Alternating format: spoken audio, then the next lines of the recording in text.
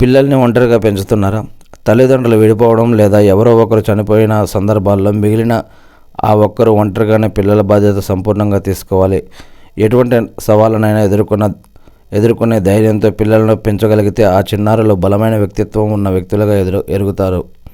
లేదంటే చిన్నారులు శారీరక మానసిక అనారోగ్యాలను బారిన పడే ప్రమాదం ఉందంటున్నారు మానసిక నిపుణులు. ముందుగా ఒంటరిగా పిల్లలను పెంచాల్సినప్పుడు ఎదురయ్యే సమస్యలు మీరే పరిష్కరించుకోగలగాలి. చిన్నారులకు ఎక్కువ సమయం కేటాయించలేకపోవడం, ఆర్థిక ఇబ్బందులు, సామాజికపరమైన ఒత్తిడి వంటి ఛాలెంజ్లను తట్టుకొని నిలబడాలి. భర్త లేదా భార్య తన నుంచి దూరంగా లేక శాశ్వతంగా దూరమైనప్పుడు మానసిక ఆందోళన, ఒత్తిడి, కుంగుబాటు, కోపం, స్వీయ సానుభూతి మొదలవుతాయి. వీటన్నిటిని దూరంగా చేసుకోగలగాలి.